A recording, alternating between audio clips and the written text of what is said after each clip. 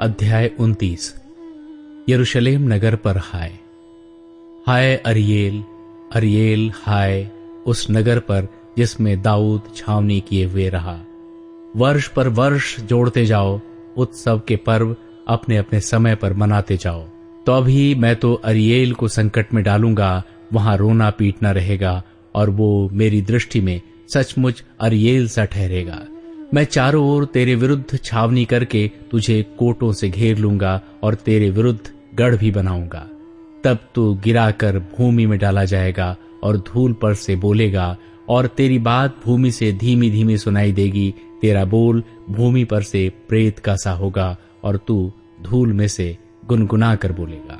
तब तेरे परदेशी बैरियों की भीड़ सूक्ष्म धूल के समान और उन भयानक लोगों की भीड़ भूसे के समान उड़ाई जाएगी। सेनाओं का यहोवा अचानक बादल गरजाता, भूमि को कपाता और महाध्वनि करता, बवंडर और आंधी चलाता और नष्ट करने वाली अग्नि भड़काता हुआ उसके पास आएगा। और जातियों की सारी भीड़ जो अरियेल से युद्ध करेगी और जितने लोग उसके और उसके गढ़ के विरुद्ध लड़ेंगे उसको संकट में डालेंगे। वे सब रात के देखे हुए स्वप्न के समान ठहरेंगे। और जैसा कोई भूखा स्वप्न में तो देखता है कि वो खा रहा है, परंतु जाग कर देखता है उसका पेट भूखा ही है, या कोई प्यासा स्वप्न में देखे कि वो पी रहा है, परंतु जाग कर देखता है उसका गला सूखा जाता है और वो प्यासा मर रहा है, वैसी ही उन सब जातियों की भीड़ की दशा होगी जो सिय्योन पर्वत से युद्ध करेंगी। चेतावनियों को अनदेखा करना, ठहर जाओ और चकित हो, भोग विलास करो और अंधे हो जाओ। वे मतवाले तो हैं परंतु दाख मधु से नहीं, वे डगमगाते तो हैं परंतु मदिरा पीने से नहीं। यहोवा ने तुमको भारी नींद में डाल दिया है और उसने तुम्हारी नबी रूपी आंखों को बंद कर दिया है और तुम्हारे दर्शी रूपी सिरों पर पर्दा डाला है। इसलिए सारे दर्शन तुम्हारे लिए एक लपेटी और मुहरबंद की हुई पुस्तक की बातों के समान है, जिसे कोई पढ़े लिखे मनुष्य को ये कहकर दे, इसे पढ़, और वो कहे मैं नहीं पढ़ सकता क्योंकि ये मुहरबंद की हुई है।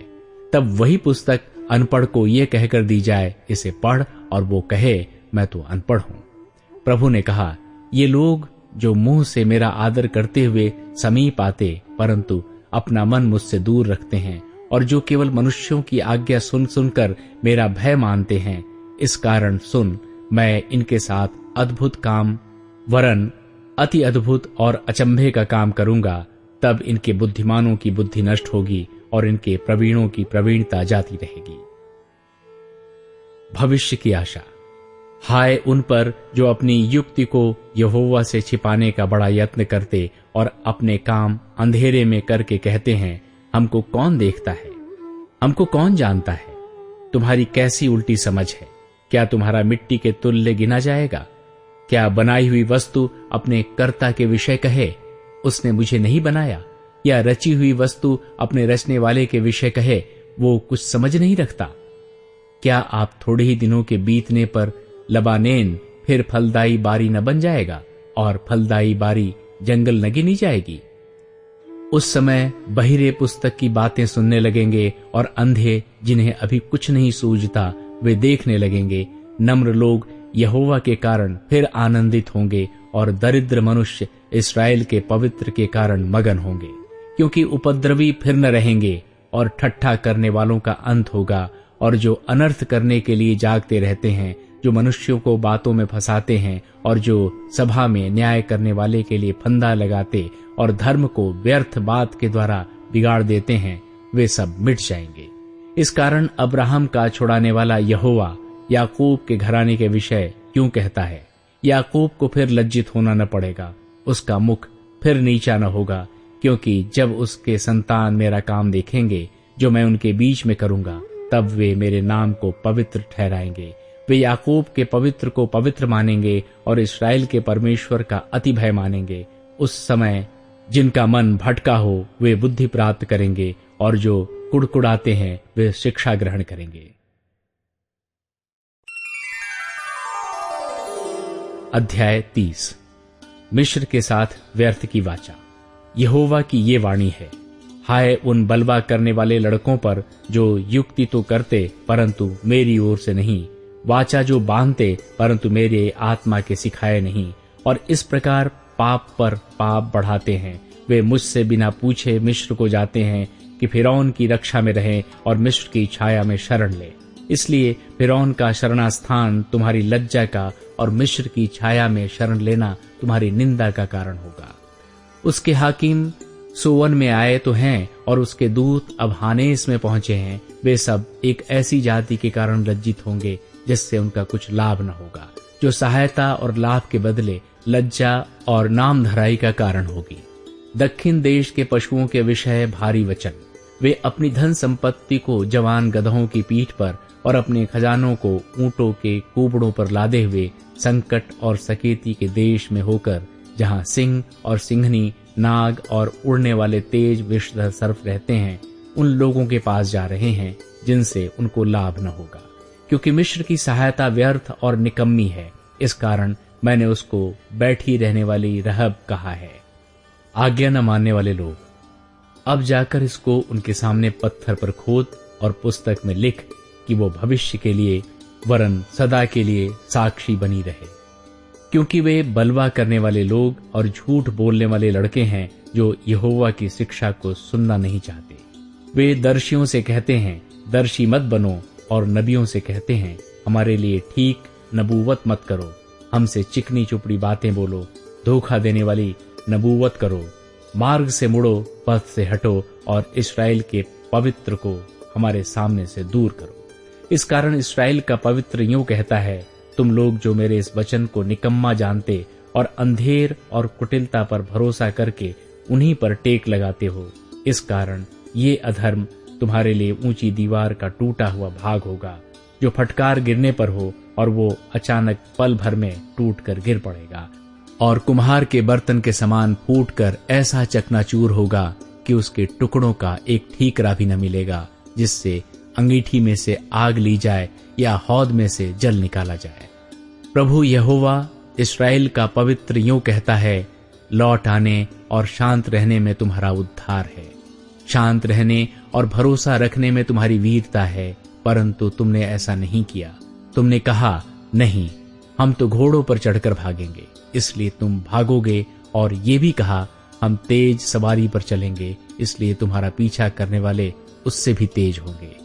एक ही की धमकी से 1000 भागेंगे और 5 की धमकी से तुम ऐसा भागोगे कि अंत में तुम पहाड़ की चोटी के डंडे या टीले के ऊपर की ध्वजा के समान रह जाओगे, जो चिन्ह के लिए गाड़े जाते हैं। तो भी यहोवा इसलिए विलंब करता है कि तुम पर अनुग्रह करे, और इसलिए ऊंचे उठेगा कि तुम पर दया करे, क्योंकि यहोवा न्यायी परमेश्वर है। क्या ही धन्य है वे जो उस पर आशा लगाए रहते हैं।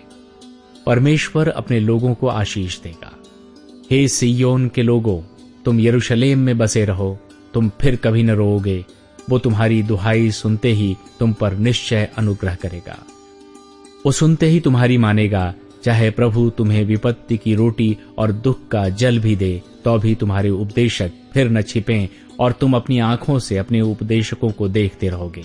जब कभी तुम दाहिनी या बाईं ओर मुड़ने लगो, तब तुम्हारे पीछे से ये वचन तुम्हारे कानों में पड़ेगा, मार्ग यही है, इसी पर चलो।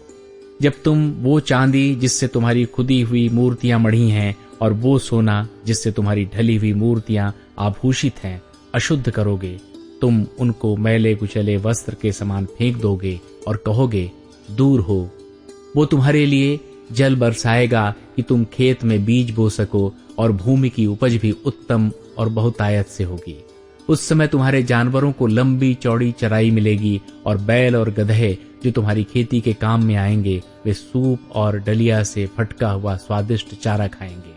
उस मांसाहार के समय जब गुम्मट गिर पड़ेंगे, सब ऊंचे ऊंचे पहाड़ों और पहाड़ियां पर नालियां और सोते पाए जाएंगे, उस समय यहोवा अपनी प्रजा के लोगों का घाव बांधेगा और उनकी चोट को चंगा करेगा। तब चंद्रमा का प्रकाश सूर्य का सा और सूर्य का प्रकाश 7 गुना होगा, अर्थात सप्ताह भर का प्रकाश एक दिन में होगा। परमेश्वर अश्शूर को दंड देगा। देखो, यहोवा दूर से चला आता है, उसका प्रकोप भड़क उठा है और धुएं का बादल उठ रहा है। उसके होंठ क्रोध से भरे हुए और उसकी जीभ भस्म करने वाली आग के समान है। उसकी सांस ऐसी उमड़ने वाली नदी के समान है जो गले तक पहुंचती है। वो सब जातियों को नाश के सूप से फटकेगा और देश देश के लोगों को भटकाने के लिए उनके जबड़ों में लगाम लगाएगा। जब तुम पवित्र पर्व की रात का सा गीत गाओगे और जैसा लोग यहोवा के पर्वत की ओर उससे मिलने को, जो इस्राएल की चट्टान है, बांसुरी बजाते हुए जाते हैं, वैसे ही तुम्हारे मन में भी आनंद होगा और यहोवा अपनी प्रतापी वाणी सुनाएगा और अपना क्रोध भड़काता और आग की लौ से भस्म करता हुआ और प्रचंड आंधी और अतिवर्षा और ओलों के साथ अपना भुजबल दिखाएगा। अश्शूर यहोवा के शब्द की शक्ति से नष्ट हो जाएगा, वो उसे सोंटे से मारेगा। जब जब यहोवा उसको दंड देगा तब तब साथ ही डफ और वीणा बजेंगी और हाथ बढ़ाकर उसको लगातार मारता रहेगा। बहुत काल से तोपेत तैयार किया गया है, वो राजा ही के लिए ठहराया गया है। वो लंबा चौड़ा और गहरा भी बनाया गया है। वहां की चिता में आग और बहुत सी लकड़ी है। यहोवा की सांस जलती हुई गंधक की धारा के समान उसको सुलगाएगी।